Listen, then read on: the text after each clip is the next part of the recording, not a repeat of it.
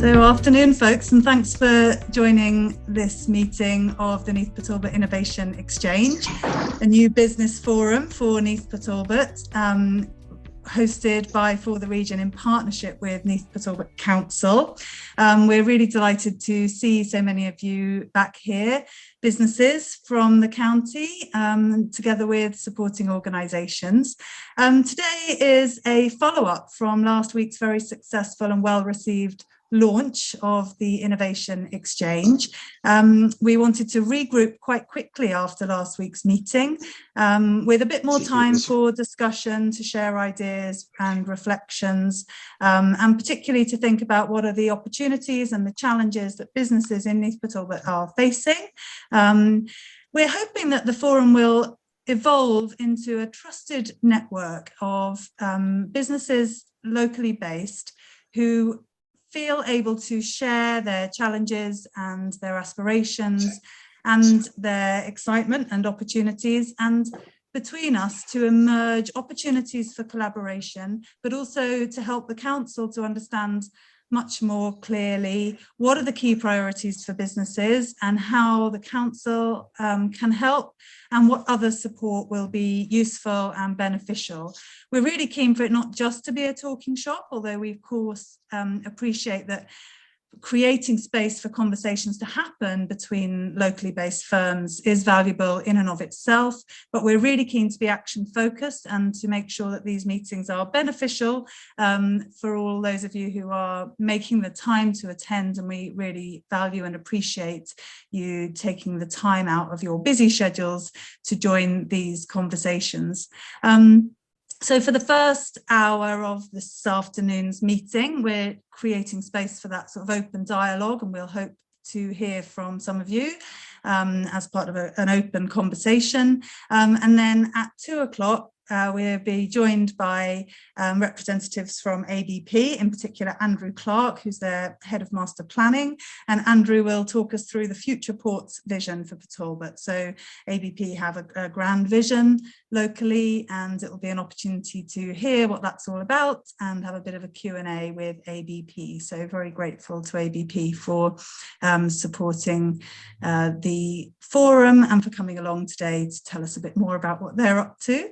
But first of all, as I say, the key thing we really want to talk about is reflections from all of you about what you see as the big opportunities, the big challenges, and what support will be valuable and useful to you going forward.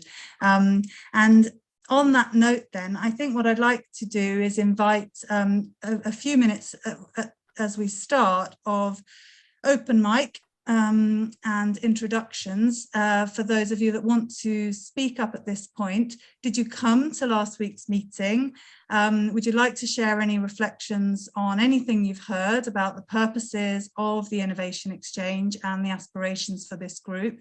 And in particular, anyone who would like to share any perspectives on what you feel are the big opportunities that this forum could seek to embrace. So taking very much a sort of strength-based positive approach, we'll certainly get into talking about challenges and obstacles that local businesses face, but I would welcome anyone who'd like to speak up to kick the meeting off. What are you excited about, and what do you regard as opportunities for the growth of the manufacturing and engineering, technology, construction and innovation sectors here in Neath Port Talbot, and speaking from your own organisational perspective, business opportunities, what are you excited about? So Adil, would you like to come in first of all and set some context? Thank you for that, Dawn. Yeah, I mean, the purpose is to actually have this forum for yourselves as businesses to set out any of the issues or challenges that you're facing, and as Dawn said, hopefully to be a trusted sort of network, not just a talking shop.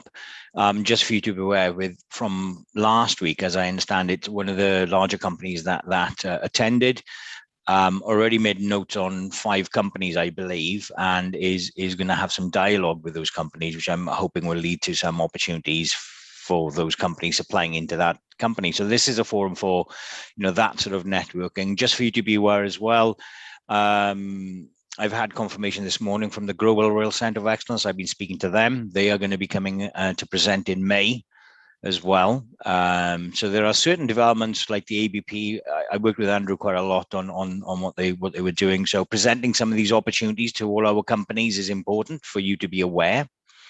The Global Rail Centre of Excellence, again, is a big development. So that's another opportunity for people to be aware of what's happening in the future horizon.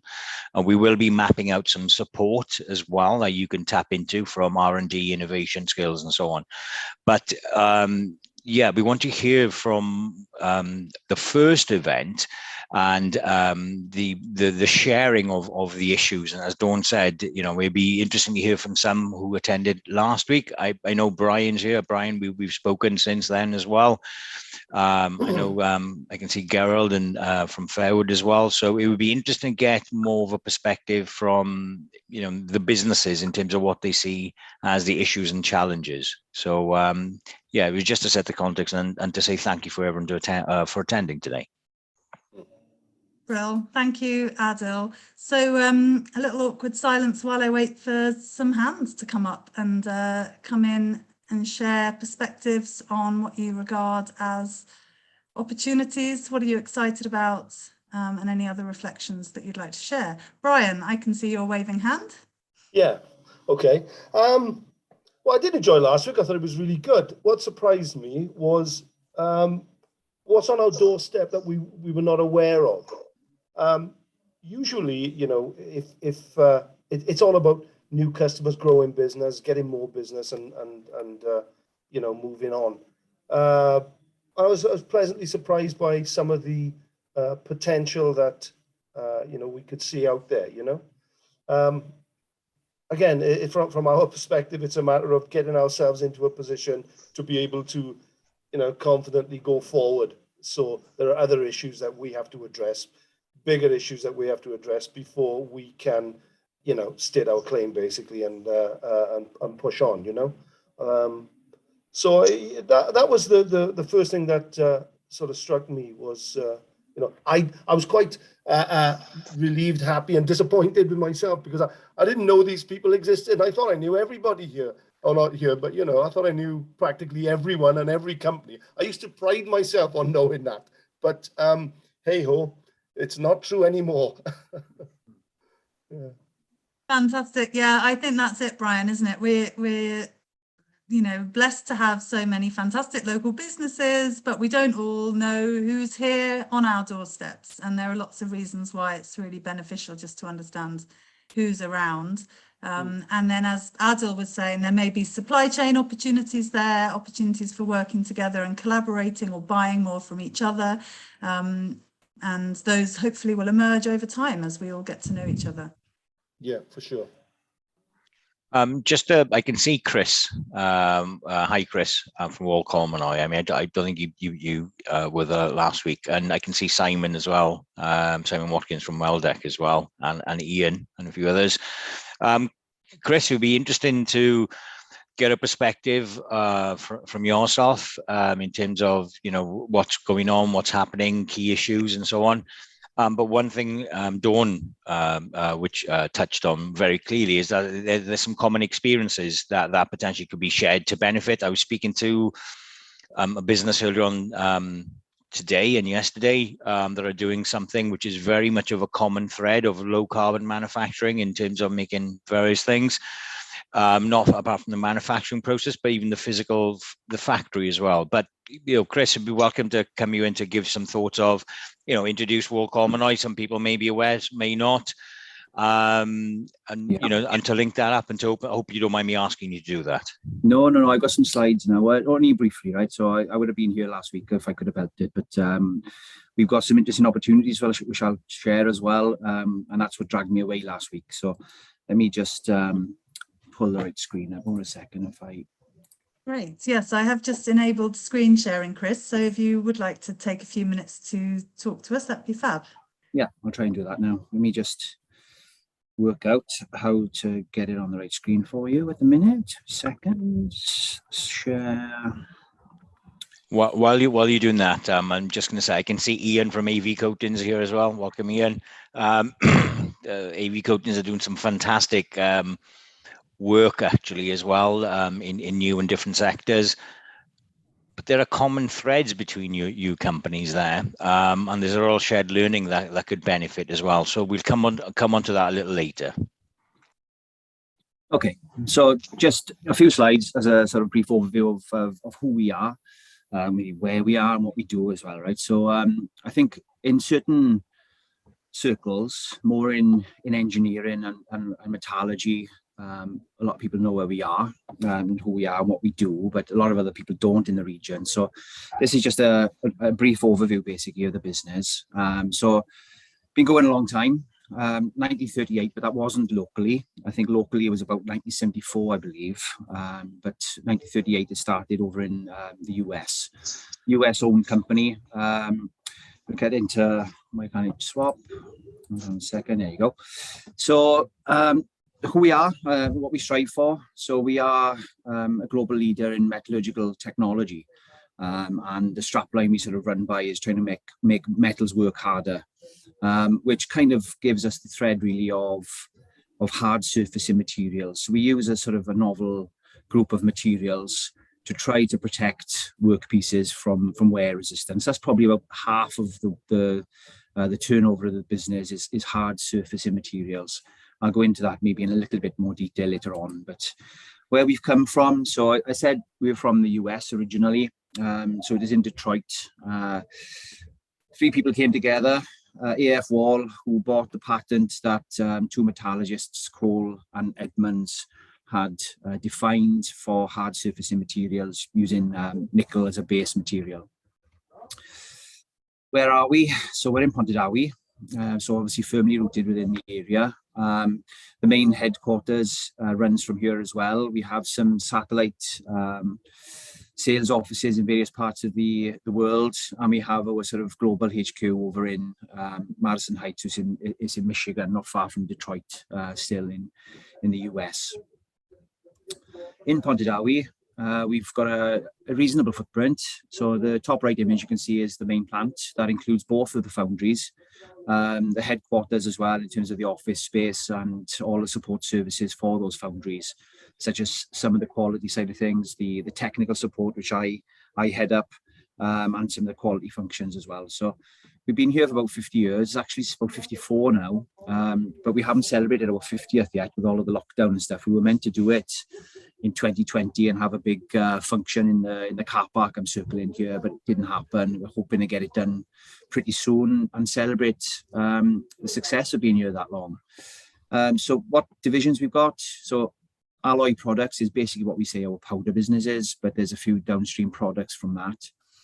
Precision components is the other foundry within the main building. They cast metals in various alloys, various forms, and through various processes such as investment casting and sand casting.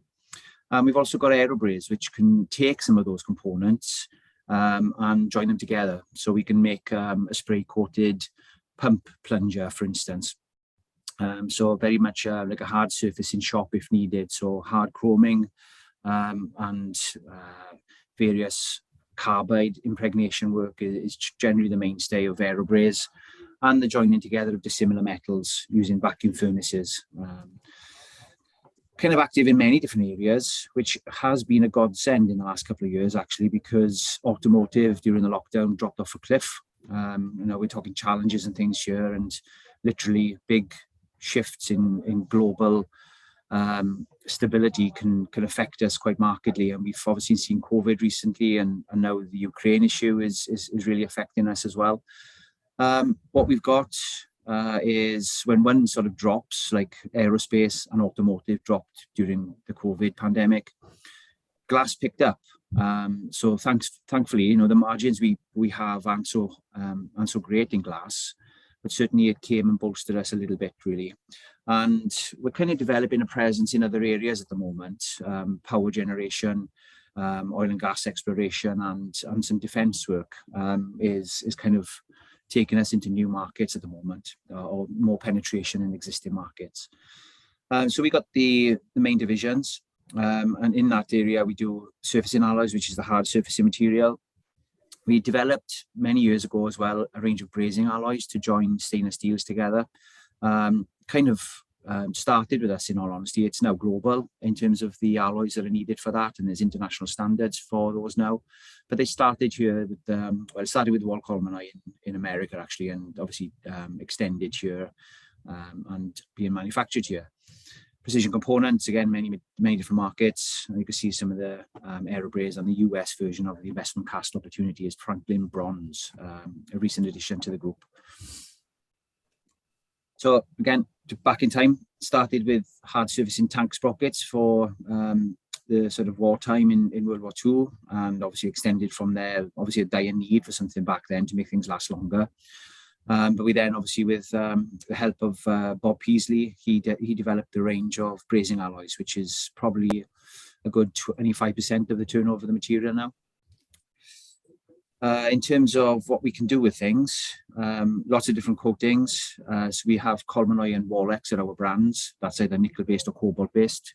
We do have others as well. So we have Colferroy, which is an iron-based materials. They're starting to see a bit more sort of prevalence now because of the cost of nickel and cobalt.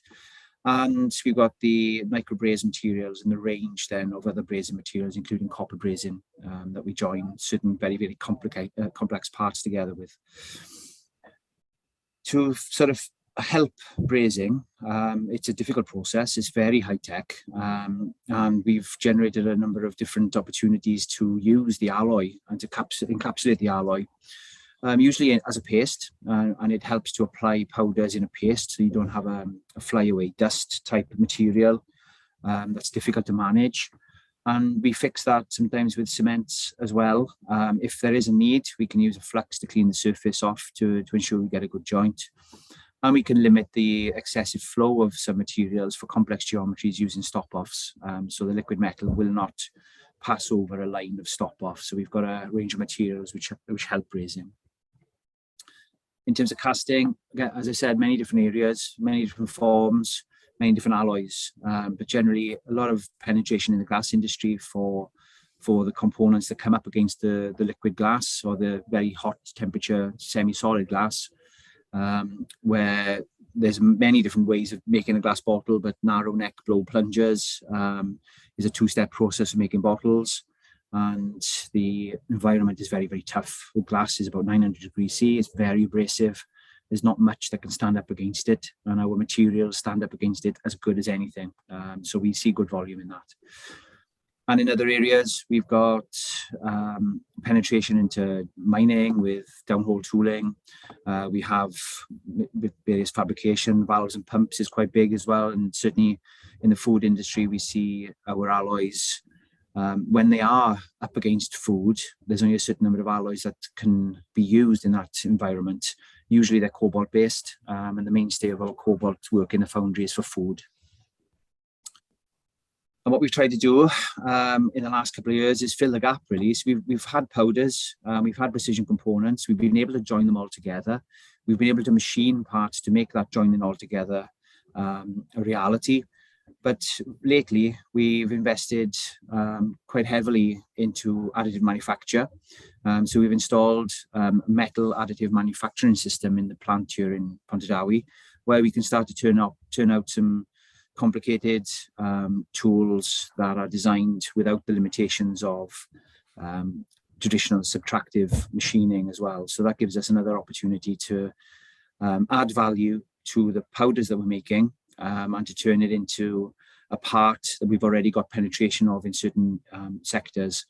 And the journey for us started there with us having to turn away certain bits of work, either they're complicated or low runners, that the machine shop or the casting foundry couldn't entertain because of the costs for setup.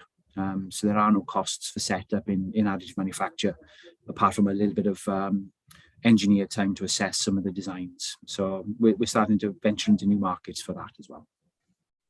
And in a nutshell, that's who we are. So hopefully that gives you an idea of what we've got going on within Wall Colmanoy in terms of where we are and the challenges we've got. We've got lots of opportunities, and trying to capture those opportunities is maybe difficult. I think one of the most recent challenges we've had, I don't know what other people are like, is retaining some of the direct staff. I think COVID has made people realize life is short. And I think people, certainly in an environment in engineering, you can imagine foundries, even though I was told yesterday with somebody who's been to numerous foundries in the UK that ours is probably the best and cleanest example of a foundry. It's still an environment which is challenging, hot in the summer, hot in the winter. We have certain issues in terms of in when making powders. So although it's not dusty, you have to wear maybe positive airflow helmets and PPE in some areas. So maybe it doesn't lend itself to people in the younger generations to come into that environment and stay long term. So retention of staff has shifted, and there's a big sort of turnover of staff of people that have been here about maybe 12 months or less. They tend to be the rate that we get the highest turnover. And we are starting to see people that have been here longer looking for other opportunities as well now. So staff turnover is increasing, and that's a cause for concern. We are seeing obviously pressures with Ukraine. I don't know how many people might have picked up on the cessation of trading of nickel over the last few weeks. It's back being traded now, and the price is coming down compared to where it peaked. We generally buy, let's say we buy nickel for $30,000 a ton. It went up to, it got stopped in terms of its trading when it hit $100,000 a ton. And that's because some of the major reserves of nickel are in Russia, sorry. So obviously the embargo on Russian sales is affecting that. So we've had to sort of navigate that a little bit. But we are seeing good opportunities. There are certain areas of our business which is increasing, and we are getting good penetration on. Our aerospace is taking off a little bit. We are trying to become a major supplier into Rolls-Royce. So we're doing a lot of work with them at the moment, and it looks as if that could turn into multi-million-pound opportunities as well. So that's exciting. It's challenging as well to get the good staff that we need to support that information and get the approvals and accreditation in place for that. But there's certainly big opportunities out there. We are trying to invest. We do see the challenges of everything's going up in price. People's time when it comes to doing some engineering studies for what we want to do is again a barrier. Just it costs many tens of thousands to design something these days, where we're looking at working with BOC for gases or some other industrial suppliers for piping and infrastructure. Everything's costing a heck of a lot more, and when you potentially consider the investment in that area is not guaranteed to make any rewards. It's bigger questions now, and it becomes harder to try to stimulate development going forward because of the high cost to invest without any guarantee of return in just logic and design and something that's not tangible. You don't get a thing out of it at the end of the day. You might get a specification of what you want to do going forward. So it is challenging. It's a double-edged sword. Good opportunities, but those opportunities come with requirements for investment and capital, and that's maybe the challenge, to get good companies and good people on board to be able to help you to do that and deliver that. But it's exciting, and there's good things, and there's the normal day-to-day challenges of trying to make things better, cheaper and faster. Thanks for sharing, Chris. Great to see your slides, and thanks for sharing some of those challenges. Adil, I think, is waiting to come in. Yeah, just great to see that there's I understand there are challenges, but hopefully there are potential opportunities maybe within the supply chain with maybe some of the companies that are here as well with Walcomnoy, Chris. So hopefully this network will allow you to sort of link with some of the local companies, and is interested to know some of the challenges that you're facing as well. Yeah, but I'd like to hear from other companies as well, and because I think there's a good network of Brian alluded to something, Brian, in the conversation. You mentioned that being aware of what's on the doorstep. We've got I think Simon here from Weldeck, we've got Gerald from Fairwood. There are a range of companies here, I think, that would be, potential interest, but I'd like to hear more from those as well. Obviously, there's some of the support organizations as well that potentially could be useful as well, especially with some of the things you're looking at, Chris. Astute, I think Fawies is there. That could be an interesting connection there. But over to Dawn to bring in some other companies to speak. Thank you for that, Chris. Can I ask Chris a question? Yes, Brian, do. Yeah, Chris. Hello, Chris. Brian Calo, ATT. I was just on that value-added manufacturing cell that you've got there. Is that stereolithography? Is that the printing, powder printing process? No, it's not. We've got a small SLA printer that we use, and so we got into additive a little bit of a way ago, just for sort of supporting some of the casting business. So we've got a small printer, but the metal printer we've got is binder jetting, so it uses our powders. Basically, it glues those powders together. We then sort of loosely fuse those together, then, Brian, and then it goes into a sintering furnace to be the final shape and part as those particles coalesce, basically. So it's a multi-step process, but it uses powder from start to finish.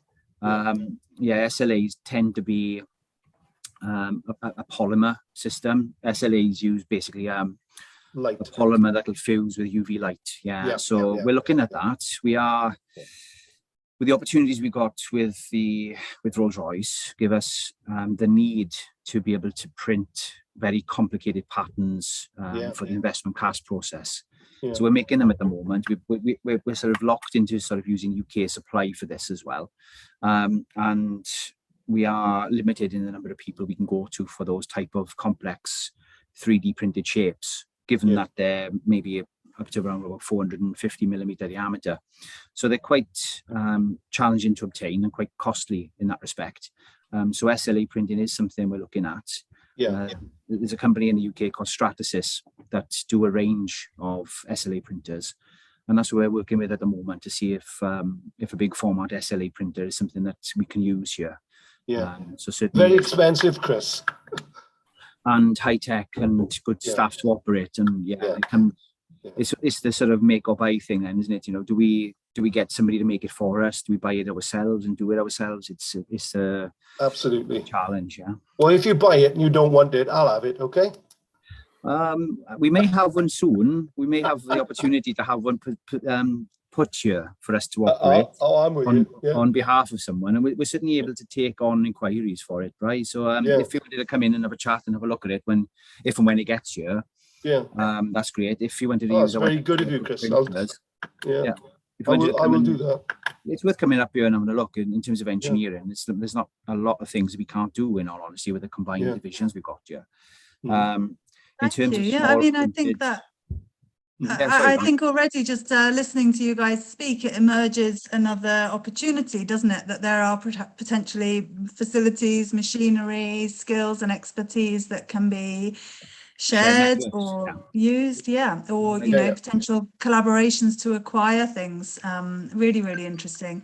Sorry, if I can say something. This is Fawzi from Astute.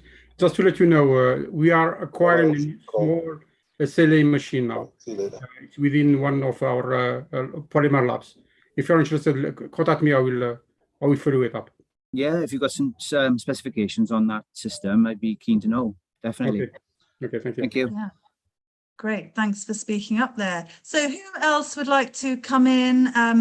We've got Simon from Weldeck. I don't know if you'd like to share some of your reflections, challenges, and what you're excited about, or anyone else who'd like to share any. I mean, did Chris's comments about staff retention resonate with others? Who else would like to come in and share some perspectives?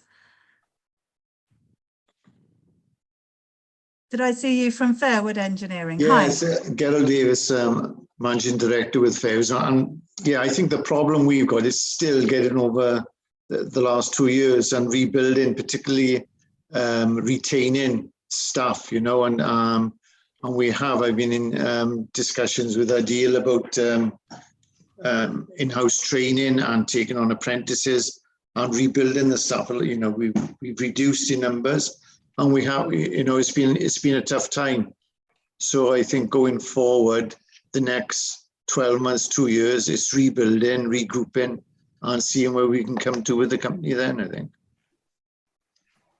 Do you think that there are things that we could do as a county around skills and recruitment and retention? Do you think there is a pool of the right sort of talent? What support would help with some of I think the support is, if you can link up with the local colleges and places like that, you know, to see what they and have more of a hands-on approach rather than just expecting them to come in through the door. It's a case of getting out there. I think of what's happening with ABP, and it's going to be interesting what they say later on and what is happening in the area. Anything like that that gives confidence to the area will be good for all the companies that I hear this afternoon. I think that you're interested in kind of graduate level skills, or is it college leavers? I think it's you know, it's the core workers, as in tool makers, that sort of thing. You know, it's the nitty gritty of engineering then, and people who want to get their hands dirty and learn all about engineering. That's where we're coming from, and these are the people that we want to train up. We've done it in the past, but over the last 18 months, 2 years, we've lost quite a few expertise then within the trades, and we need to refocus and build up, I think. Yeah, great. Thanks for your thoughts on that. Chris, did you want to come in on that point? Yeah, just to say, we started off like an apprentice scheme about 4 years ago now. We had 4 years of taking on apprentices. So this is the first year we haven't.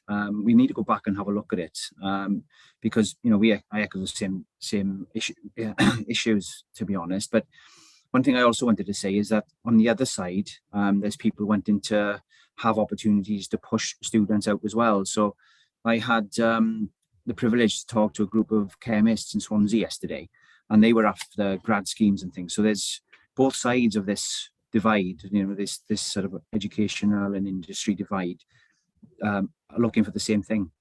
I think maybe there's a mechanism or an opportunity there for somebody to glue it all together, really. I think there's often a mismatch, you know, when you talk to young people, and we do for the region, we go into colleges and we're quite engaged with some of the skills and training providers across the region, and there's this sort of culture of fear about not knowing whether the jobs are there, and, you know, all this sort of scaremongering around economic downturn and pandemic and how worried everybody is. You know, young people and perhaps their parents are not as aware as they should be of what opportunities do exist in the region. So I think there's perhaps a job to do in amplifying what opportunities exist collectively across the sort of engineering, manufacturing sectors, and that engagement. And people knowing what's out there. Because I think, you know, with me sort of describing what was maybe the industrial side of chemistry here, and I'm just one example, there was obviously opportunities for people to have their imagination ignited about where they could go and what they could do. Because I think when you're young, you don't know what it means. You know, you're in college, where's it go from there? So certainly a forum to maybe demonstrate what we're all doing would be a good thing. And, you know, maybe in person where all these students can come and just have a walk around and talk to us, you know, so or maybe we demonstrate certain things would be good. Yeah, I think those kind of site visits, interesting for other businesses in the local area to come and see what you've got, but equally for young people to consider careers. Adil. Yeah, thank you. It was just to say we have got Neath College that's going to be coming to, you know, present at the forum. So I hope you can attend and put some of these issues forward. Same as you, Gerald, because that will give it that. And I think it's a great idea to have a you know, to actually do what you said is to maybe showcase something in person in terms of showing what all the companies are about. So whether it's via this forum or another, to actually have that activity, I think would be really interesting, especially to link up, as Dawn said, with maybe some of the college students. And as Gerald was saying, it's about the nitty-gritty end, isn't it, Gerald, in terms of, you know, getting the people in terms of the engineering and the fabrication and that sort of side of things. And so for those people, for those young people that are there, to be aware of all you fantastic companies and the opportunities that are here. Brilliant. Yes, Fauzi, did you want to come in again? Yeah, again, it's there are within the university, we have schemes within the College of Engineering. We have schemes for undergraduate for a year in industry, for example, where student can spend a year within the company. But we have also another scheme that upscale the staff within the company, so we can tailor it a program specific for that company. It can be delivered to a number of staff there. Get in touch. I will make the contact with the relevant department. Thank you for that. Simon from Weldeck, have you got a few moments to share perspectives from your company and from your perspective? I'm sorry to put you on the spot, but we'd love to hear any challenges or opportunities you might like to share. Sure. Can you hear me okay? Yes, we can hear you. We can't see you. Yeah, I'm not sure if the old camera's working properly there, but anyway, pretty much echoing what Gerald has said. Interested today to hear what ABP have got to say. In addition to that, we've had some challenges which I'll say relate to the caliber or the type of people that want to come into the industry in terms of machinists, whether they be tool makers or I'll say general engineering machinists, where they operate things like manual or CNC lathes or milling machines.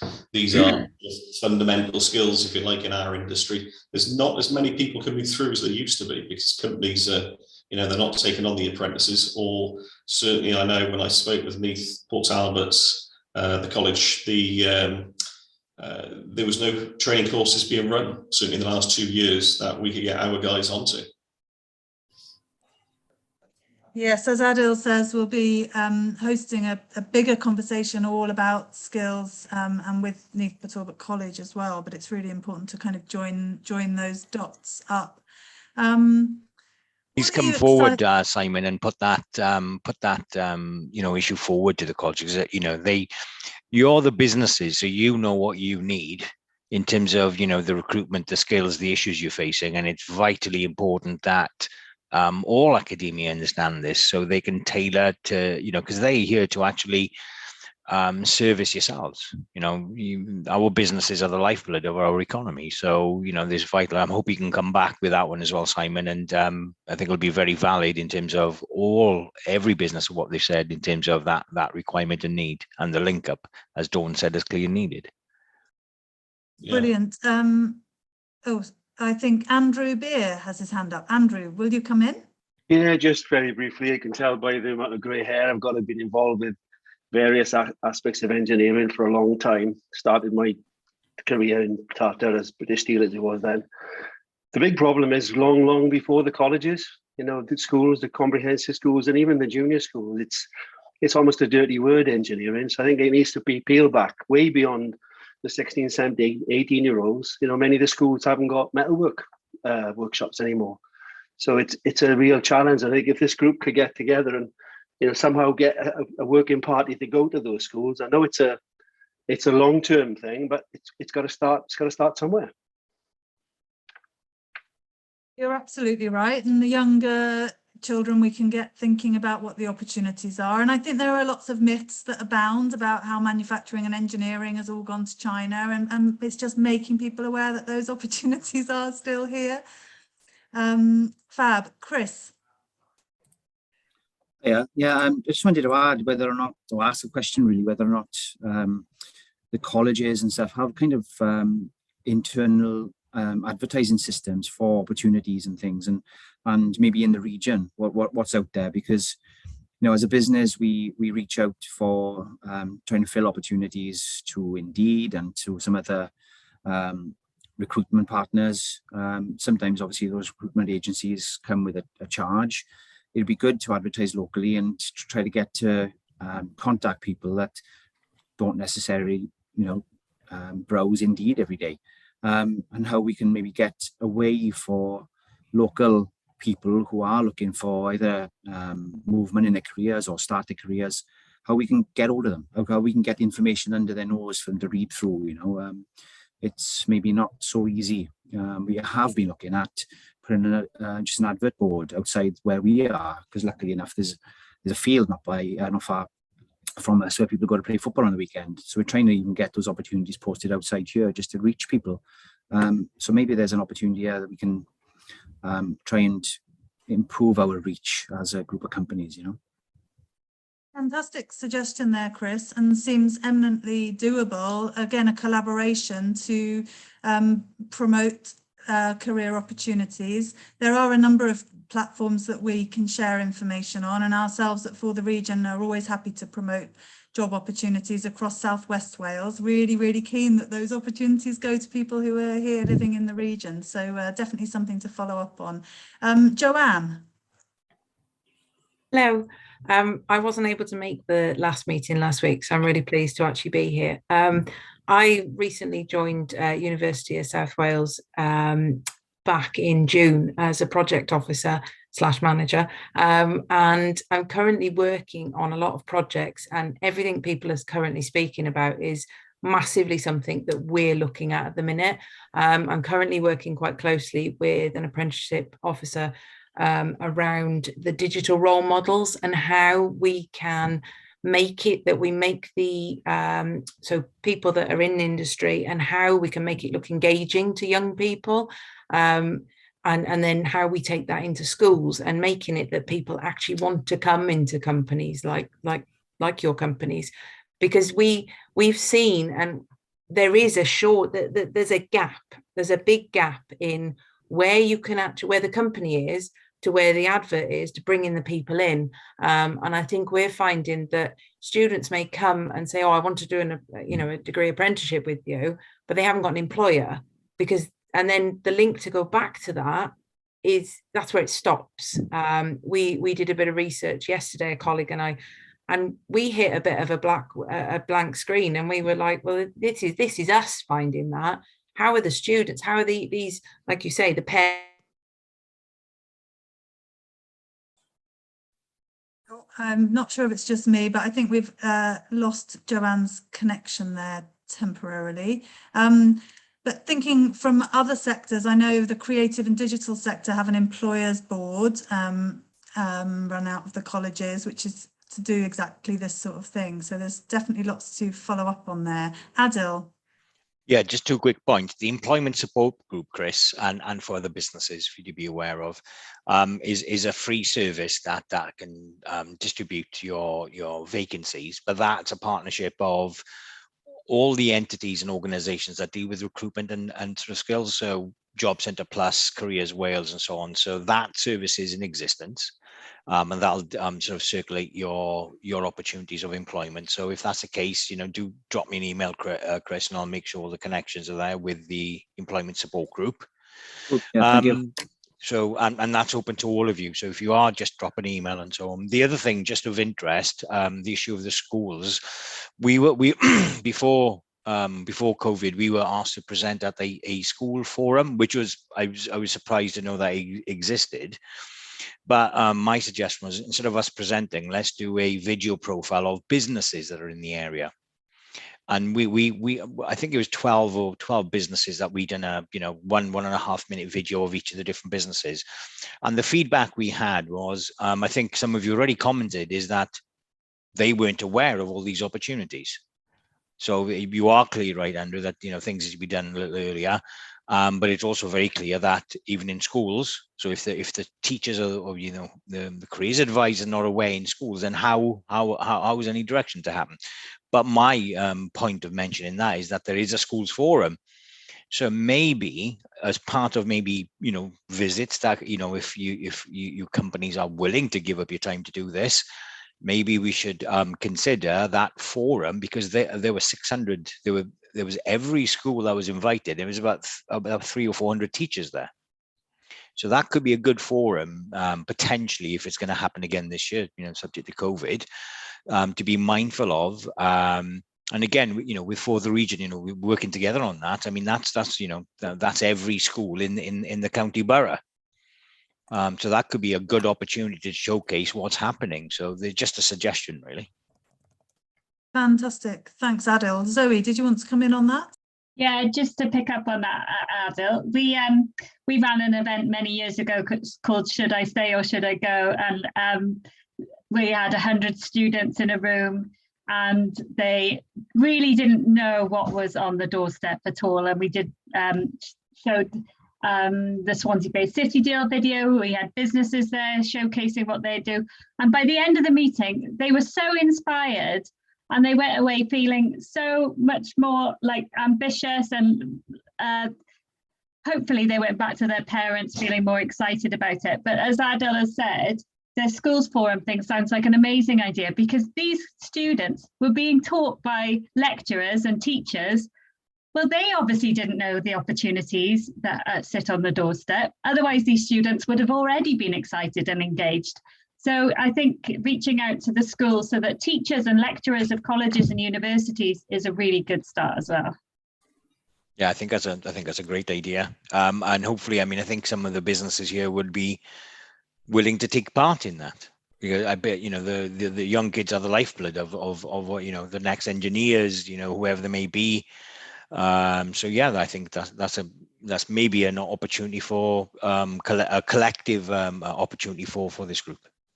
Maybe members of your teams, younger people within your teams who would be prepared to come and talk about their career journeys, and that's inspiring to others looking at career options. Andrew. Yeah, just quickly, my wife's been a teacher, secondary school teacher, comprehensive school teacher for many years. The new curriculum coming in is going to help, but it's going to take a long time. It's probably going to take 5 years plus for that to wash through, if you like. So I think, getting into the schools is absolutely critical. You've got lifetime teachers that never done anything. They've gone from A levels to university to teaching. They have no idea. And careers teachers, as they were called back in the day, they don't exist quite often now. So the health and safety has driven the chance of getting kids at 15 plus into positions for work experience. And that went from 4 weeks to 2 weeks to 1 week to quite often no weeks. So the poor pupils have got no idea, because they've got nobody giving them, opening their eyes, really. So I think this is a great opportunity for this county to do something different and innovative. Fantastic. Yeah, there's such a wealth of opportunity. Who would like to mention anything that's not skills related necessarily? Any other opportunities or challenges that would be worth flagging up just for us all to consider? We've got another 5 or 10 minutes of this discussion before I bring in ABP for their presentation, but very happy to hear from any other businesses in the room. What are your challenges? What are you excited about? What are your opportunities? Are you growing? Are you contracting? Anybody there with 500,000 to lend us, please? Oh, there's a challenge. Oh, it's for us. It's listening, by the way, to the comments about staff really make me feel how lucky I am to have the same guys working, as you know, with me now that left school. They're now in their early 40s. So I mean, I'm a little bit apprehensive now about the next step for our company, which is building the new factory. And as I said last week, we're now sort of ready to put in the next layer, But I'm concerned where that layer is going to come from now. That's the thing. But yeah, no, I'm happy and we're going forward. But it makes me think how lucky we are. And yes, Brian, I was thinking that you were talking about how you've retained those young people through their careers into their early 40s, which is a great track record. But you mentioned their kind of growth aspirations. It's one of the things that this forum really wants to discuss and explore is what are the growth aspirations of local firms, and what support is needed to help with growth. You've talked about moving to new premises, and a number of other businesses mentioned that last week as well. Is access to appropriate space a challenge that companies have? What are some of the challenges and support that's needed? Adil, I can see your hand is up again. Yeah, thank you. I can see Reese on the call. I'm just wondering whether Reese, you wanted to come and add your view and focus to this. Yes, Reese, are you there? You've been put on the spot. You may not be. Or indeed anyone else who would like to share? Ian. Yeah, hello there. Yeah, well, we've got a yard that was like 2.5 acres, big yard, which we own. Now we're putting a plan in now for another building, which is going to double our size of our yard, our workshop, and it's only going to be another 2,500 square foot. And then we're going to put up another building, which is 15,000 square foot. But it's just the expense of it. Do you know what I mean? I know everybody's after the same small pot of money, or I don't know if there is any money there at all, really. But that's where we start. You know, we got lots of work coming in, but the space, that's the only problem we got. You know, as I said, we've been here for 40 years now, nearly 50 years, I should imagine. But just getting more finance, you know, and we're asset rich. You know, we've got everything we own, everything we've got, we own. But we just haven't got the money now to put no new buildings up. And we need space to employ more people. And that's where we're kind of chicken and egg situation more than anything for us. That's our biggest issue. So Ian, on the funding side of things, I mean, we'll have a more detailed separate discussion, yes, and Brian as well. But you know, the funding is generally the commercial routes and the Development Bank of Wales. You know, there isn't grant funding. Let's just be very clear, so everyone knows there's no grant funding available. In that sense, when you're doing the creation of properties, there is something called a Property Development Fund, which is the Development Bank of Wales. But there's a process you have to go through and follow. But again, I don't know where some of the businesses are aware. The business diagnostic is going to help a lot of you to get traction on this. So I would urge you to take up that opportunity. It's what we're working with Town Square on this. And it's actually, again, that, and I, you know, I think we're going to progress things with yourselves, Ian, on that basis, and under a separate conversation. But if there are more specifics, yeah, please come to me, and we can discuss some of the funding elements. We are also going to have an event around funding as well. So, you know, that'll be there. But if you've got any specifics, you know, Ian, I know we were going to have a follow-up call. Brian, similarly as well, we'll have a follow-up call because we've been meaning to do that. But yeah, the landscape is challenging for businesses, and you know, we as an authority appreciate that. And the funding elements aren't as clear or wide-ranging as maybe they used to be because of we had the banking recession, which made limitations those years ago. We've had similar constraints still carry on within the financial system, so it makes it harder for businesses to get access to funds. But yeah, if you present the information and have a conversation, and I'll link you up with you know, the various contacts as well where we can. All right. I think we're all right, and we'll put up our small building, I'm calling it, ourselves. We won't need to require any funding as such. It's a big building. It's 15,000 square foot. That's a bit of a sticking point, really. But we will get there. We're optimistic. And so we've got plenty. Me too, Ian. Me too. I'm optimistic as well. We're very similar to you, you know. Very similar to you. I'm optimistic or a dreamer. I'm not quite sure what I am. So, but I try dream to be big. So just to be clear, the Development Bank of Wales has some funding which is geared towards property. Yeah. Okay, but it's a process you have to follow. So again, as I say, if you are interested, happy to make those connections. But there's some sort of work you need to present, because obviously they'll have to assess the business case and so on. But you know, there are links and opportunities there. So let's have a separate call. Great.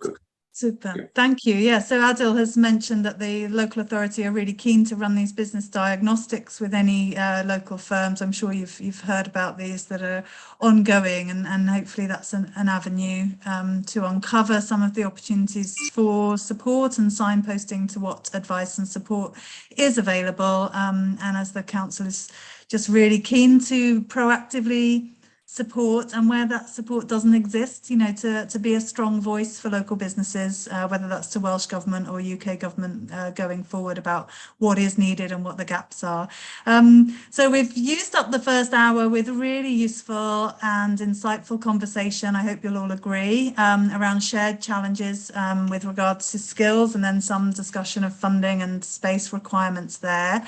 Obviously loads more to talk about, and we're really hoping that these forums can incorporate this kind of open dialogue. Really appreciate those of you who have shared your insights and perspectives on some of those issues. But as we come up now to 2 o'clock, Andrew Clark has joined the call from ABP. Hi, Andrew, thanks for being here. So we're going to hand over to ABP shortly to talk about their future vision for the area, which is really exciting and hopefully useful. And it just feeds into that culture that we're trying to build here of awareness of what's happening, understanding what businesses and organisations across Neath Port Talbot are planning, that kind of view of the future, what things we can all be excited about, but then that also helps us to understand where we need to invest and what the opportunities are going forward. So hopefully that's insightful. And an invitation really for those of you that would like to propose speakers or ask for particular topics to be covered by this forum. I'm going to leave my colleague Helen's email address in the chat, and she would really welcome any ideas, suggestions or speaker suggestions that you guys might wish to provide.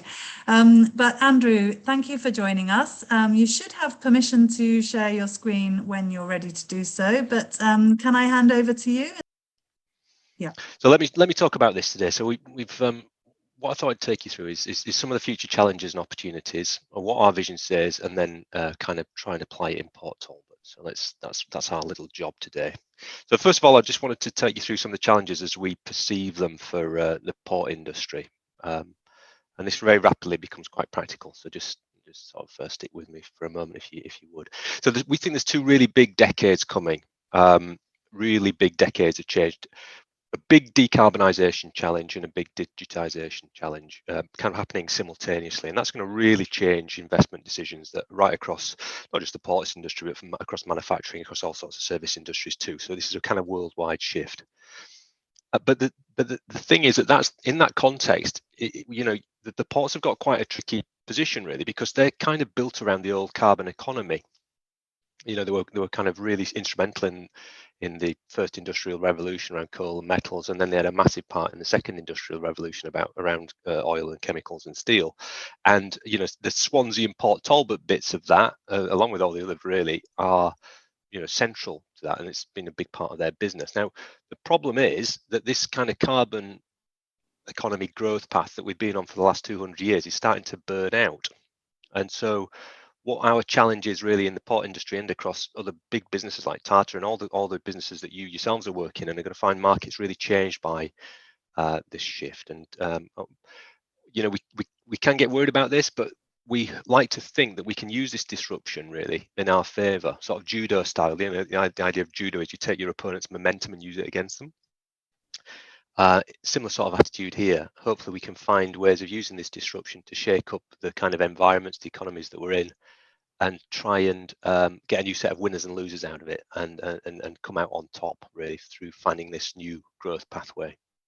So that's the sort of broad idea. And the up and down of it is that the future wants something new, and we've got to be really kind of clear about what that might be. Now, you know, you've probably heard about these sort of black swan events. You can't really see these coming, or if you can, you only see them clearly in retrospect. I mean, think about Ukraine, right? You know, Putin's been telling us he's going to do that for 2014, but nobody believed he did it. He would do it. So, you know, it might have been obvious, but it's only obvious now. Now, you can't really see these things coming too clearly. And if you can see these events, then really, good luck to you. Bet your house on it. But if you can't, then you've just got to build agility to deal with that sort of shift. So we can't really worry too much about black swan events. It's just about building agility. But there's another category, if you like. I came across this the other day. These what they call the kind of black elephant events. Now, this is what you might think of as like the future that's already happened. These are the surprises that are pretty predictable. So here's an example. It sort of rains in the Himalayas very heavily, and then 3 days later, as sure as eggs are eggs, there's going to be a flood in the Ganges Delta. It's going to happen. It's already in the money. It just needs to work through. And so, really, I think there's a lot of kind of future events that are in this category. They're just kind of coming towards us, and these so-called black elephants, if you like, are going to tell us an important message about the future. Now, what they're telling us, these black elephants, is we need this zero carbon energy, we need zero carbon manufacturing, we need zero carbon logistics, and we need a whole new set of kind of living and working opportunities that fit around that sort of new system, if you like. So we're starting to think of ports not just as a big machine that takes things on and off vessels, but actually as a way in which we can help Wales solve a range of interlinked problems about the future. And it sounds all really abstruse, but it comes down to some really pretty chunky real world things. So the idea is really we're looking outside the port. The old master plans of 20 years ago would have been just very port obsessed, that have been only looking inside the port. Now we're trying to get our heads around what's going on around the port and in all these different industries and sectors that we serve, because we can use the port to really help Wales get this prosperous and secure future. So all this sort of thinking has informed our vision for change. We've tried to set it all out in this sheet here. We'll take you through it really briefly. We've broken it into 4 kind of missions. We call them missions really because the idea is that we can slice through these different silos that separate, different parts of ABP from each other, and then ABP from its customers, or ABP from government as well. So we're just kind of trying to slice sideways through this. And the first one is decarbonising, helping Wales really decarbonise its energy systems. So obviously in the port sector right across Wales, and this isn't just Port Talbot, this is right across our Welsh portfolio, we've got big solar and wind and those generation opportunities. There's also kind of lagoon opportunities that aren't going away. In 25 years, 50 years, you probably end up seeing a Swansea lagoon because it's too good an idea really to miss. Maybe we'll see a barrage across the Severn, who knows? But there's a really big energy generation opportunity there that we can be involved in both now and in the future. The second one is around decarbonising, helping decarbonise manufacturing. Now, this is where it kind of really starts to bite for Port Talbot. There's a really exciting opportunity coming in around importing hydrogen for future industrial processes as they decarbonise. So remember, these are kind of industrial processes that can be using hydrogen as a feedstock. And there's also a really big opportunity around carbon dioxide sequestration. Now, what you can do is, if you think how that might happen, it's going to go around the corner of Pembrokeshire in a liquefied form in a vessel, round to sequestration, probably in Liverpool Bay, and that's probably a 10-year thing, but it's coming. Now, once you start to get that happening, you're on top of a whole new kind of infrastructure, and that becomes very attractive to incoming industries. So say if we put this system in Port Talbot, you're creating a really exciting industrial node potentially, because you're right next to the carbon sequestration facilities. So if you're in the chemical sector, or if you're in cement and manufacturing, or plastics or steel, or any other kind of high carbon dioxide generating sector, then you're going to be very interested in being next to this carbon sequestration facility. And obviously this Tata Steel would sit at probably at the center of that. Now, they might choose different carbon decarbonisation technologies. We're not quite sure, but exactly which way they'll go, whether it's going to be around carbon sequestration or whether they're going to use more hydrogen, but it'll be some combination of the two. But once you put those kind of facilities together, you've got this kind of zero carbon industrial zone for Port Talbot start to emerge. And it's really quite an exciting kind of national level opportunity, that. So that's a really exciting one, and we think, and there's a whole mission around decarbonising logistics as well, which doesn't really bite too much in the Port Talbot area, so I'll kind of skip over that one. But then we can talk about the growth environments too, and this is where we can help, as a port, we can help local authorities and local communities create growth environments that are successful. And just over Swansea Bay in Swansea, we've been very much part of that, as you'll know. And there's a way to go on that in the Port Talbot area too, because we hope to be a very good neighbour to the waterside development that Neath Port Talbot Council is starting to really motor on now. So putting it all together, you sort of start to see how the whole thing hangs together. But really, we can talk about this, but in the end, it comes down to not just what ABP can do, but it's the relationships that we start to build with other local businesses, our communities, academia, our customers, that whole local supply chain that's really going to make the difference here. This isn't something that ABP can do on its own. We want to build a shared vision, which is, and part of that is the reason why I'm talking to you today. I mean, we want to kind of tell people about this sort of general direction of travel and have other people on board. I've talked about the importance of the missions that cut through these different barriers that might exist between us, and then start to think about a new set of sharing, really, of risk and reward, particularly between us and government. The classic sort of government intervention model has been one where, private industries, private business try and get a grant out of government. I think it's probably in future going to be much more about a kind of an investor relationship with government. So government invests at kind of the risk stage and then takes a return on its investment, as it should do, really. So that's the sort of development we need to build on there. But the prize is a really big one. It's a kind of a new innovative economy with a much smaller carbon footprint and a lot of skilled jobs that come out of the back of it. And when I say skilled jobs, it's skilled careers, really. These are kind of long-term careers that are suitable for a decarbonised century. So, we think there's a tremendous role for helping Wales really deliver what it needs to do over the next 2 or 3 decades as it decarbonises. So that's all good stuff, but it sounds like a really big challenge. But the good news is that it's kind of done it before. It's kind of an astonishing place. I've got a number for you here. It's 951, and that is the population of the Rhondda Valley in 1851. I mean, this is just an example of the really revolutionary change that you can see. So, I mean, look at what happens over the next, 20 years? 10 years. I think it triples in size, and then it goes to, astonishing. 20 years after that, you got to, I don't know, what's that? 17-fold. It's a gigantic increase, and then by now, what was the date I got? 1911. You got to 152,000. So in just over half a century, you've gone from 951 people to 152,000 people. And that's astonishing population growth. So these are the kinds of revolutions that we have seen historically, and we can see again. And if you're just wondering about the Port Talbot bit of that story, I mean, this is the map of the immediately post-war 1945 picture in Port Talbot. If you just look at what happens, within 20 or 30 years, you've had a massive investment in new breakwaters here. You've got a whole new integrated steelworks that doesn't previously exist.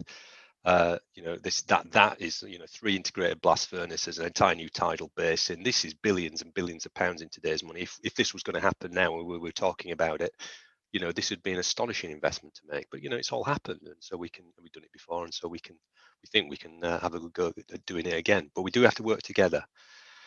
Now, applying these ideas, let's apply these ideas at Port Talbot for real. We've got this website that we've put up. So if you want to find out more about this, we've done the master plan. We've got a nice vision page. I'll send you circulate the address for that at the end.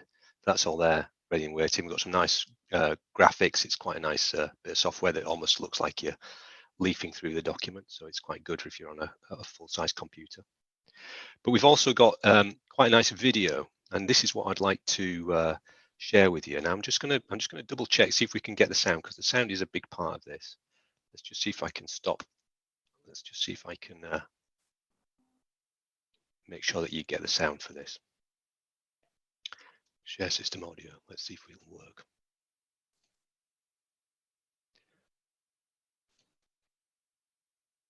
Just shout at me if you can't get any sound out of this. Just let me know.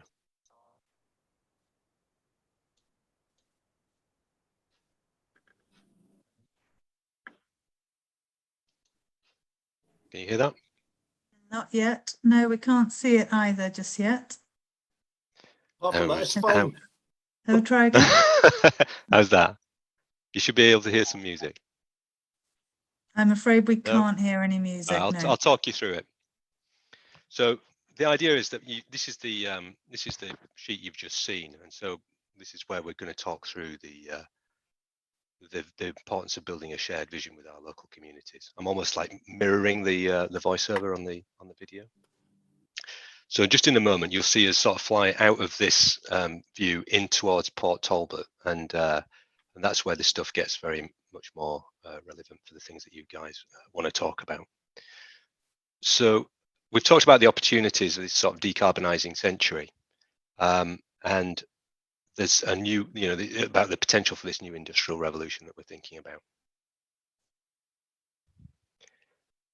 So this is all about kind of positioning us for that coming technological revolution. And the really big opportunity that there is going to be around is this floating offshore wind opportunity that's coming out in the Celtic Sea. By 2050, there's going to be something like 28 gigawatts of floating offshore wind energy produced out there. And so there's a huge potential engineering opportunity around the supply chain for that. And the port has got a huge number of different attributes that can help pull that response together. We can start to manufacture and provide all these different things that you're seeing on screen now. Some businesses are more likely to come than others. The nacelles might stay in Germany, but there's a real opportunity there. So we've broken into different stages. The first stage of this floating offshore wind opportunity is around that jack-up barge that you've just seen. And then the second stage is making this really quite big, hundreds of millions of pounds would be spent on this major infill project on the southern breakwater of Port Talbot. And this gets you to the floating offshore wind flow expansion that we need to see. Now these, we'd start to assemble turbines and build the foundations, these kind of tripod foundations that we're talking about, and you've just seen on the video there. So you can start to then see the the stage 3 flow expansion build up in front of you there. That's a kind of northern area infill where we could start to assemble the turbines and put the blades on. And also try and attract different parts of that supply chain. So that bit there that you've just seen would be the cable manufacturing businesses that we're hoping to attract. And then you can start to see how we'd pull together the carbon capture facilities for the Tata Steel Yard. So if those were to come and Tata was to decarbonise in that way, and as I say, we don't know for sure yet, that's what they're going to choose. The carbon dioxide would be sequestrated from the flue gas of the steelworks and then be liquefied and pumped out to those large gas carrier vessels that you see on the left-hand side of the screen there. Now, if they go down the hydrogen route, which is the alternative decarbonisation pathway, you'd be bringing hydrogen in from that jetty, and it would be used as part of the industrial process. But then you can start to see how that builds that kind of decarbonised node that I was talking about, with the different industries kind of coming in and clustering around either the hydrogen or the carbon sequestration facilities there. So it all it becomes very attractive as a kind of an investment point. And you'd start to see other things happening too, like sustainable fuel production. So this is the way that you can use methane to create zero carbon or reduced carbon fuels that can be used for aero engines and so on. So this is all kind of starting to build up quite nicely. Obviously easily done in CGI, but we think there's a genuine opportunity to build up this zero carbon industrial hub, really, that uses the carbon sequestration and the hydrogen facilities alongside the floating offshore wind facilities and on-port energy generation that we'd want to see. And it creates something really quite powerful. But the idea then, as I mentioned, is to look outside the port and start to look at how we might integrate with some of the council's wider plans. So this is some of the work that the council I mentioned is doing around the waterside area, harbour side. So that's all kind of nascent, but kind of on the way. And we're trying to be making environmental improvements and work alongside community users. We got the Sea Cadets in a listed building on the end of Talbot Wharf there as well. So, you can see there's a solar farm there. So we'd be hoping to put in some solar farm on some of that ground too. So you see how it kind of starts to build up and hang together. It's a useful, strategic asset potentially for Wales as decarbonisation, and we think it's of UK wide and maybe even sort of European wide significance if we can all get behind it and make it all really happen.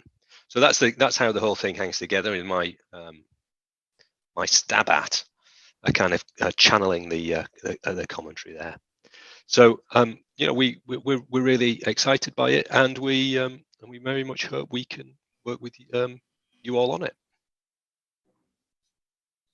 So if I stop sharing my screen. Yes, amazing. You have stopped sharing there. Thanks, Andrew. Okay. Thanks very much for that presentation. Big, huge vision, and hopefully interesting for businesses to kind of see where they might fit synergies there. Adil, as you would expect, is the first hand up. So let's hear from Adil, and while the rest of you think about your questions. Adil. Hi, thank you, Dawn. Hi, Andrew. Nice to catch up with you again.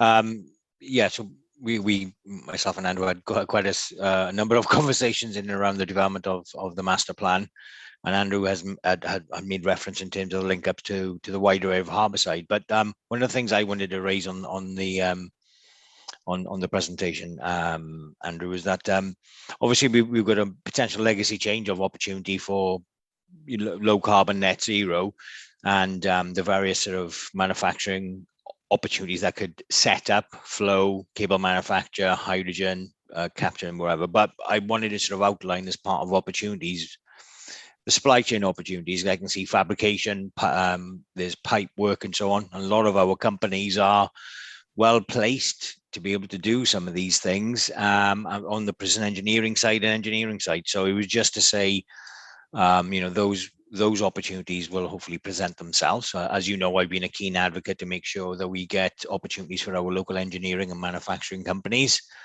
So there was that side of things. And just to add another focus to this as well, it's a great thing in terms of how outward vision the master plan has been from ABP. But for those of you that may not be aware, and I did send some information, like this is also further supported by not only the council's work, but the South Wales Industrial Cluster. And that's, again, on the net zero, low carbon sort of decarbonisation path. But again, I'm hoping there are further manufacturing opportunities that will present themselves via that as well. And that's already started. And again, I've had confirmations and discussions with SWIC, and they're going to be coming to present at the forum as well. So there are a lot of opportunities on the horizon, which you need to be thinking of now, but just for the purposes of businesses, Andrew, I'm hoping they'll come up with questions about the fabrication pipeline, various other opportunities as well. But just wanted to set that context to it as well. Yeah, great.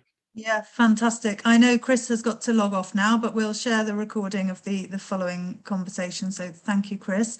Who else would like to ask a question or reflect on anything that Andrew has shared there? At the recent City Deal event, they were talking about floating offshore wind, and they talked about Port Talbot as being a key link in that chain. Yes, Brian, I did see you waving. Although I have muted you, so you'll have to unmute there. Sorry. Is that it? Have you got me? That's it. Got you. Okay. Yeah. The statistic, Andrew, of the amount of power generation. What was it?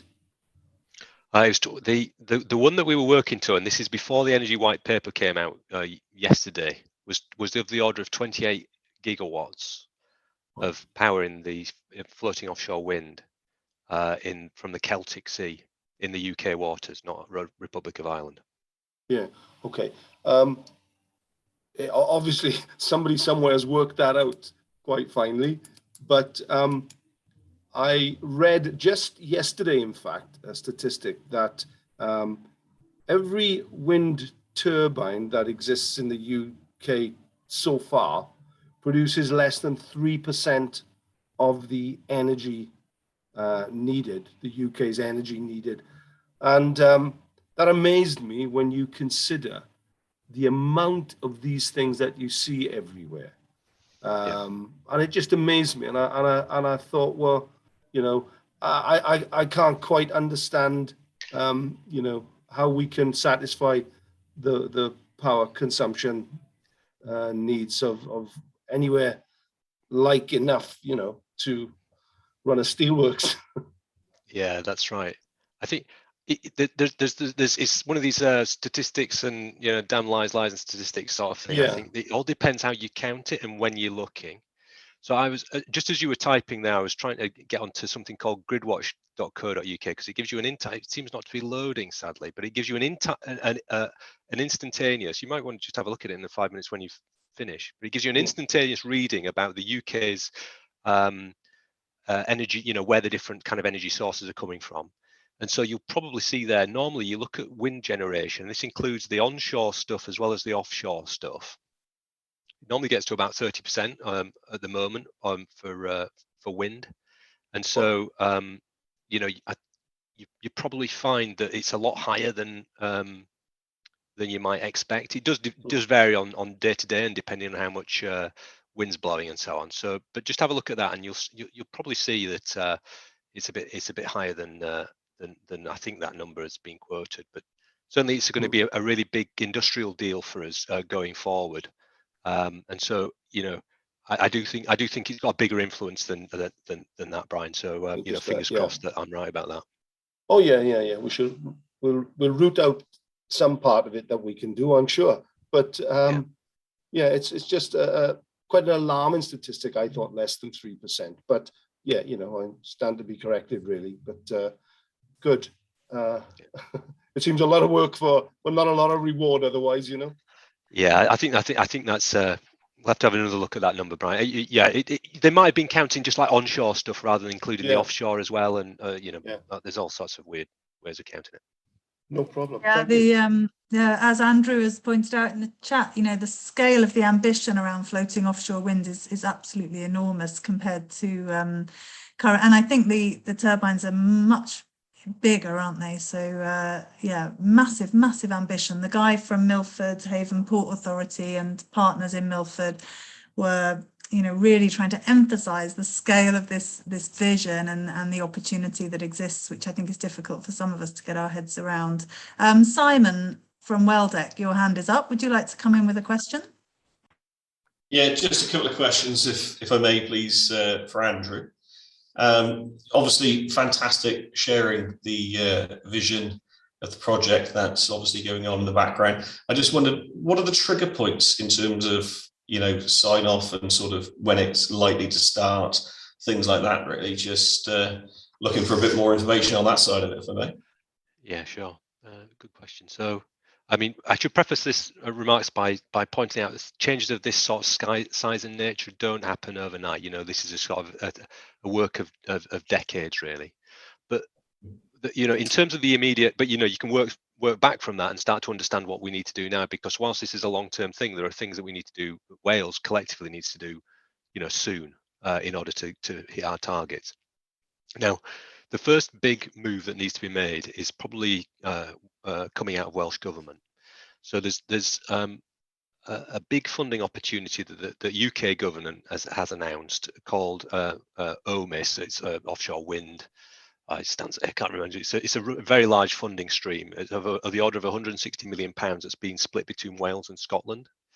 Now, on the very rough idea that there's, you know, there's 50% goes to Scotland and 50% goes to Wales, that we can assume there's £80 million in the pot to start to develop the floating offshore wind opportunity. And we are expecting from government, although they get very vague and hand-wavy about this at UK government level, about exactly when this fund is going to get launched. There's sort of, by the sounds of it, the indications are that the bids will be going in October of this year, in towards the winter. So if we are able to bid into that fund, we can start to do early stage preparatory works on starting to pull together our response, and that's what we would be wanting to do. Now, you might say, well, ABP is a big company, why can't it pay for it itself? Well, it's one of those things that our shareholders, this would be an extremely risky move for our shareholders. It's kind of an untested area in an entirely new market, and they'd be very wary about putting their money in when they could spend it on, I don't know, some crane handler in Immingham and be certain of their return. So it's something that we'd found very valuable to be able to work with the government on this sort of thing.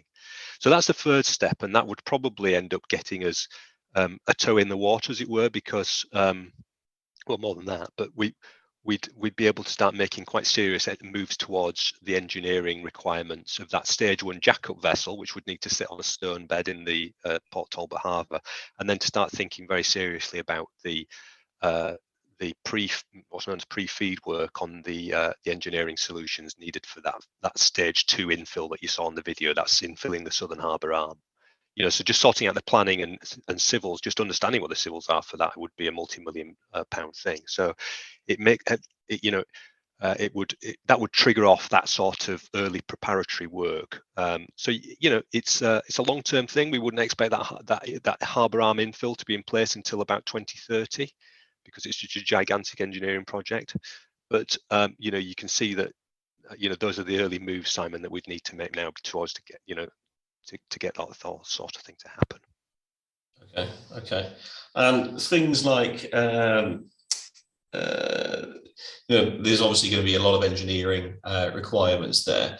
The tendering process, how would that come about? I appreciate that's probably a fair time down the track, but I'm just wondering how that would be organised and how it would get out to market for tendering. Yeah, well, given the thing to bear in mind is we run the ports, and so we wouldn't be the people who were you know, fabricating the foundations or you know, kind of assembling the turbines and so on. So all those kind of companies that we would host would be running their own separate procurement processes that would go in towards that. But where we would be procuring work is on the actual development of the infrastructure itself. So, you know, the engineering around the harbour arm infill and so on, that probably would fall to ABP unless there was some sort of joint venture. Now, that we've got ABP's got the usual kind of panoply of procurement regulations and a team that looks at all this sort of thing, and a kind of a list of existing suppliers. If you want to be part of that, then it's something very much we'd encourage you to have a look at. It's you know, there's a team that runs it from London. If you want to send me your name, I can you know, let you know how you get on the list. Sadly, it's quite an onerous process. They make you fill out, you know, lots of forms and sending your anti-slavery statement and all that sort of stuff. You know, inevitably, I'm afraid you'd expect. But you know, there will certainly be you know, some pretty big opportunities, I would imagine, arise from these sorts of developments over the next 10 years. So it might be worth thinking now. That's great. Appreciate that. Thank you. And then just looking on the map, we're actually a tenant of ABP's on site at Port Talbot. Is there any thoughts in terms of other land that you've got that you may be looking to rehome existing tenants? Or is there a potential for that? I appreciate, again, it's a long way off. So, yeah, I mean, obviously, we don't want to make all these changes and then lose all our existing customers. And so we've been, as part of the master planning process, we've had half an eye on that sort of existing business relocations and so on. So there's parts of the port where we need to package up sites that are big and investable. So we need for big investments, we need big footplates that are clear and reserved for those big movers, as it were. But there's other parts of the port where we're looking to work with existing tenants and put them. So, you know, there'll be a process over time, and it will be you know, as leases come up and as businesses move in and out, you know, we hope to sort of gradually make that sort of shift happen. That's great. Okay, appreciate that. Thank you. I just wanted to know that it was going to be on the cards for a discussion at some point. So, yeah, and you know, our property team are all you know, would be delighted to help you out with any kind of requirements you might have. Okay. Thank you. Great, thank you, Andrew. Thanks, Simon. Adil, would you like to come in? Yeah, just a quick point, which may be quite important and relevant to Simon.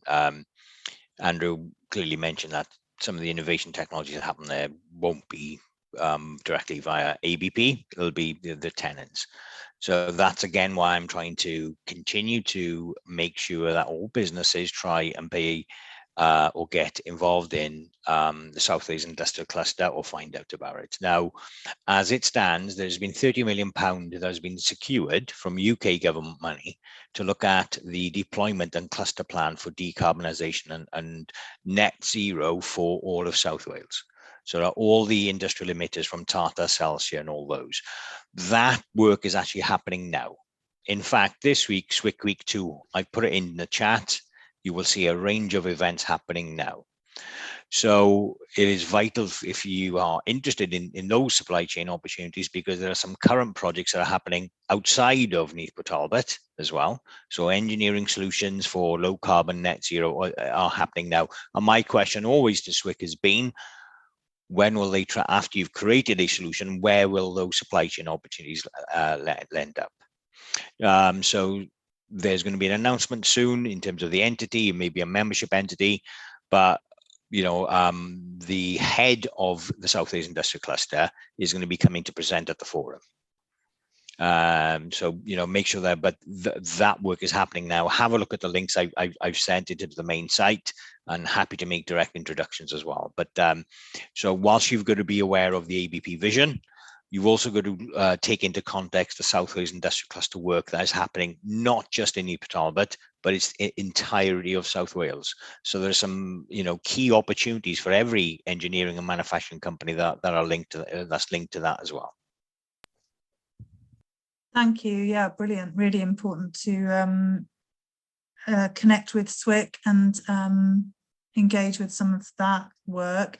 And partners will be aware that it's, Andrew mentioned about the Swansea Bay Lagoon proposals, which are back on the table again with a more local company, which is DST, which is a Bridgend based firm leading on the revised proposals for the lagoon. And their main area of interest is in creating batteries. So they see a massive growth in the need for obviously batteries and finding a renewable energy source for that battery manufacturing plant, which they would look to locate here in our neck of the woods. So all these bits of the jigsaw puzzle are lining up with some really major opportunities, and it would be great to see not just a commitment to local sourcing from major partners, but also growth opportunities and growth ambitions for local firms that can feed into some of these and provide the much needed expertise and technologies that are going to be required. Are there any other questions or comments from the group? Who would like to come in with either a question or a reflection or share anything else? I don't mind an awkward silence, and I know Brian will come in, or Adil if no one else will, but Zoe's hand is up. Hi, I just wondered how connected you are to the other ports in our region. So, for example, Milford Haven Port Authority. Well, interesting you mentioned that, Zoe, because we're subject to some really quite important anti-collusion kind of provisions under competition law. So every year we're given a very stern talking to by our lead lawyer about talking to anybody from another ports group. But we are, inside those very important rules, we are working alongside Welsh Government to understand the way that we might work on flow and how Milford Haven might work on flow, because they've got big plans out of Pembroke Dock. So it seems logical to all of us, all three parties to those talks, that we kind of not collaborate, because that would be unlawful, but at least have half an eye on getting the best for Wales out of the forthcoming funding streams. So we are having conversations that are kind of brokered by Welsh Government around that right now. And so we might be able to, you never know, kind of pull something together that would be kind of say almost more French style in its kind of development, rather than the free market fisticuffs that we see between us right now. So there might be a little bit of a kind of sea change in the way that relationship works, but let's just see how it all develops. Sorry. It's really interesting, isn't it? And when we're talking about the development of our region, which is our kind of key area of interest for the region, and we really lobby for collaboration, and then some of those bits of legislation get in the way when actually it would be for the greater good if companies and organisations across our region in particular were able to collaborate and work together. So it'd be great. Yeah. Any further questions or comments from the group? Yes, Andrew. Yes, please do come in. Yeah, just a quick one for me. I think it all reflects back to recruitment, retention, attracting staff. There's obviously thousands of jobs involved with these plans over the next 15, 20 years, whatever it is. And I think the sooner we get out of the blocks. Cardiff's been successful in attracting and retaining young talent because of, there's jobs there, if you like. And I think this area is still very much an exporter of talent. And my view is that we need to set about this soon as really. Yeah, and I suppose just to bring Andrew up to speed on the conversation we were having before you joined the meeting this afternoon, Andrew's skills and the retention of talent, but also attracting young people into careers in engineering, looks like it will be a key focus for this forum, one of many, but a key focus for this forum going forward.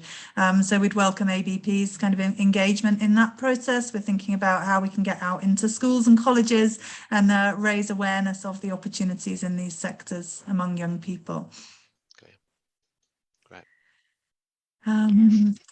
Okay, a few more minutes if there are any other questions. But Fiona unmuted. Did you want to say anything, Fiona? Sorry, I was just going to chip in there.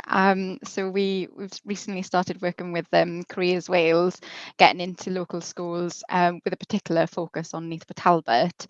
And that's been really well received, just to explain, what kind of opportunities there are, the kind of roles that are currently portside, but also going forward as well.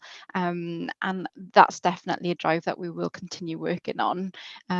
In Port Talbot, Neath area, and of course where we've got our other 5 South Wales ports.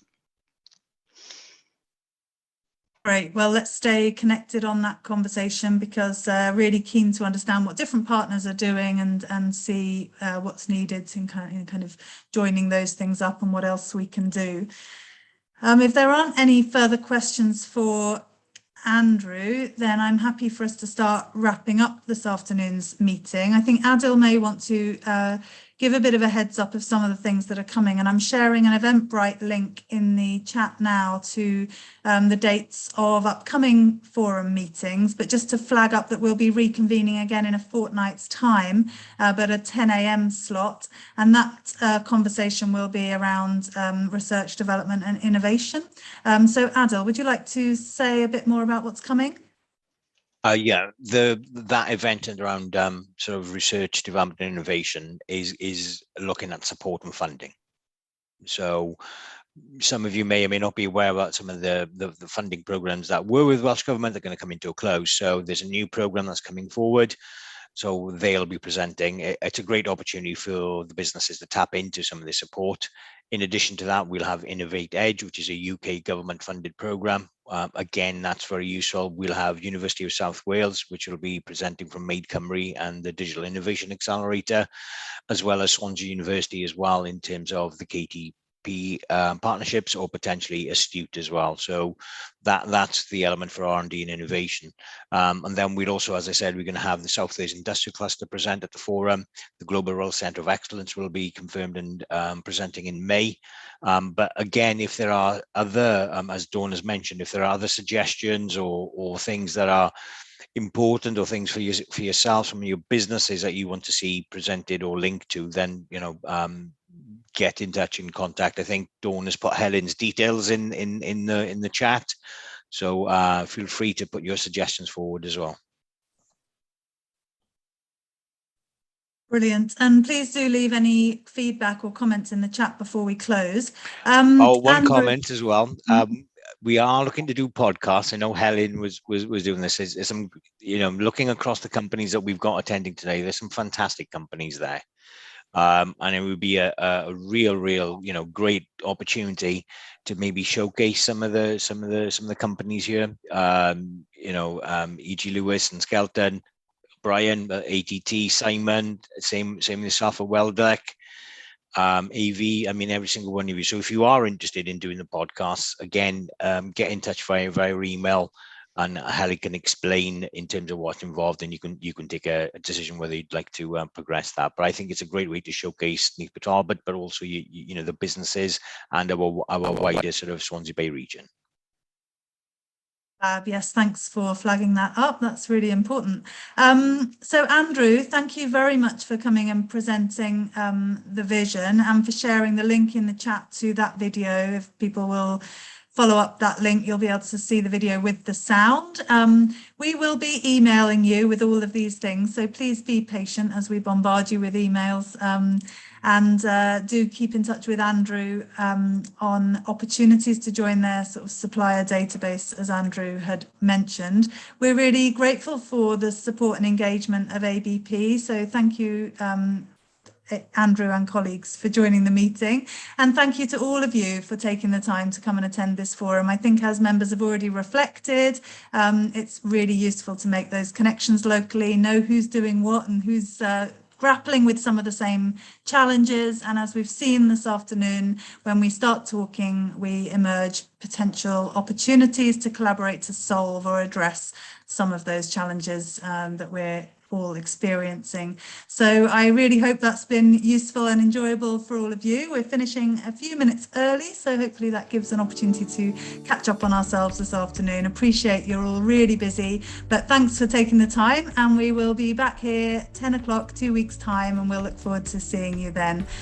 But bye for now. Thanks all for coming. Thank you. Lots here. Bye. Bye-bye.